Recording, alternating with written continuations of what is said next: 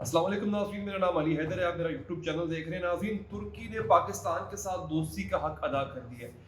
यकीन कीजिए, हम जो सुनते थे कि दोस्त वही होता है जो मुश्किल में काम आता है, और कौन सी मुश्किल ऐसी है जिसमें पाकिस्तान को ज़रूरत पड़ी हो और तुर्की उसके काम ना आया हो।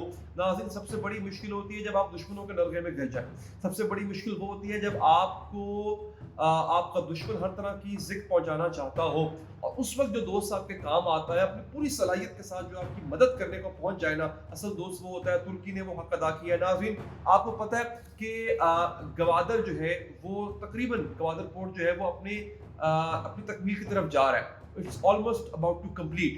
अच्छा, उसमें अब सूरत हाल ये है कि चाइना भी इसमें शामिल है, और अमेरिका ये चाहता है किस तरह से ये पूरे का पूरा जो सिलसिला है वो सबूताज होकर रह जाए। इस सिलसिले में वो इंडिया से, भारत से मदद ले रहा है। इसके लिए किसी दिन और वीडियो बनाएंगे, पूरी तफसील आपको बताऊंगा कि भारत किस तरह से चाबहार पोर्ट के जरिए गवादर पोर्ट को सबूताज करने की कोशिश कर रहा है। चाबहार पोर्ट ईरान में है, तो वो पूरे एक अलग इसके लिए एक वीडियो बनाई जाएगी। लेकिन नाज़रीन, सूरत हाल ये है कि पाकिस्तानी जो बहरिया है, ये गवादर पोर्ट सारी की सारी पाकिस्तानी बहरिया के कंट्रोल में होगी।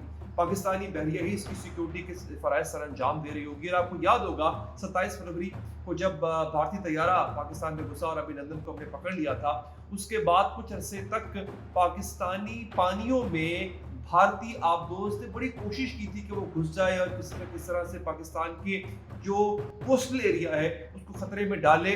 हुआ इसके बरअक्स, पाकिस्तान ने एक तो डिटेक्ट कर लिया, जब भारतीय सबमरीन घुसी तो पाकिस्तानी जो जहाज था उसने उसको अपने निशाने पर ले रखा था।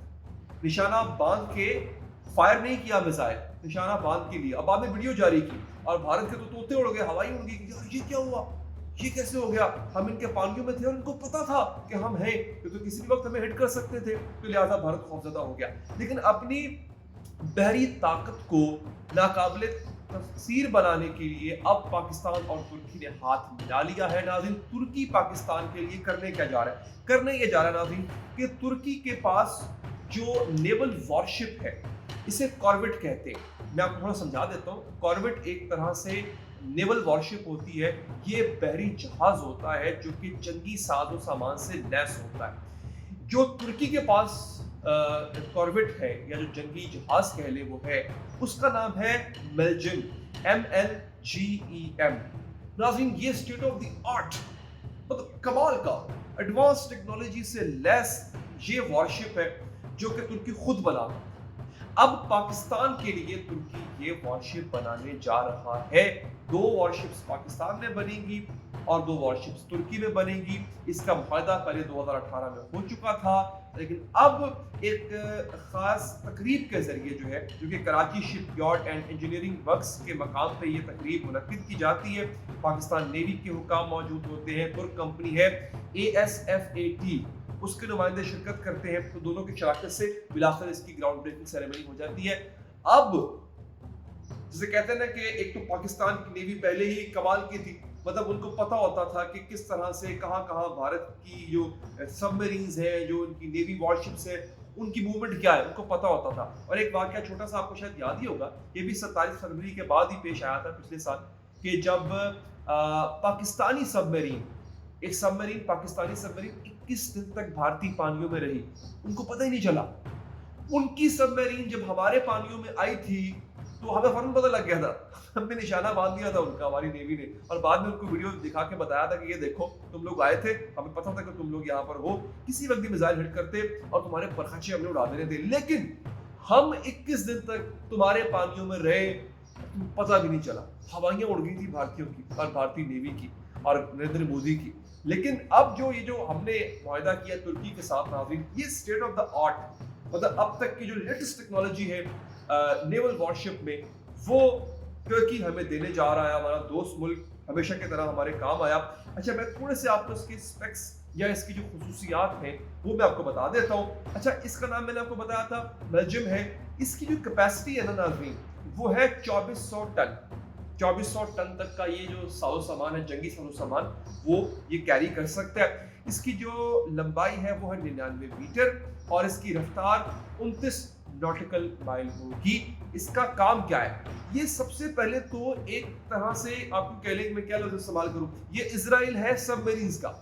जी हाँ, जैसे हजरत इजराइल मौत का फरिश्ता है, ये मौत का फरिश्ता है उन सबमरीन्स का, उन चोर सबमरीन्स का जो कि अक्सर पाकिस्तानी पानियों में घुसने की कोशिश करती हैं। आपको पता है ऐसी हरकत कौन करता है? भारत ही कर सकता है। खैर, इसका सबसे पहले काम है, इस पे एंटी सबमरीन मिसाइल नस्ब होते हैं जो किसी भी वक्त किसी सबमरीन को डिटेक्ट करके उसको उड़ा सकते हैं। और इसकी जो सबसे खास बात है इस state of the art worship की, ये रडार से बच जाता है।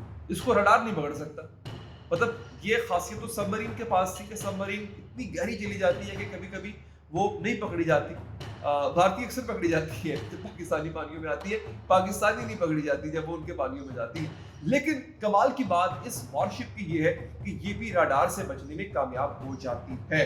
अच्छा, इसमें सरफेस टू सरफेस यानी जमीन से जमीन तक मार करने वाले मिसाइल भी है, जमीन से फिजा में मार करने वाले मिसाइल भी। अगर कोई जहाज आ रहा है इस शिप को तबाह करने के लिए, उसको मार गिराने की सलाहियत भी इस वॉरशिप में मौजूद है।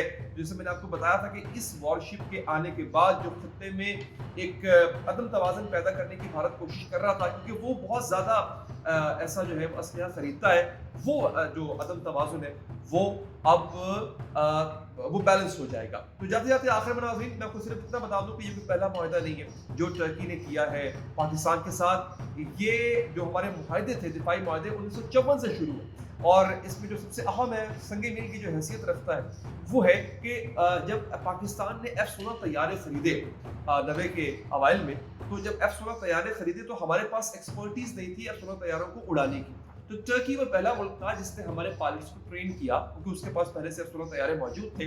तो F-16 तैयारों को उड़ाना टर्की ने हमें सिखाया, एक बात। उसके बाद टर्की का एक टैंक है उनका MBT यानी मेन बैटल टैंक जो है, कमाल का टैंक है जी वो। उस टैंक की तैयारी में भी पाकिस्तान इंटरेस्टेड है।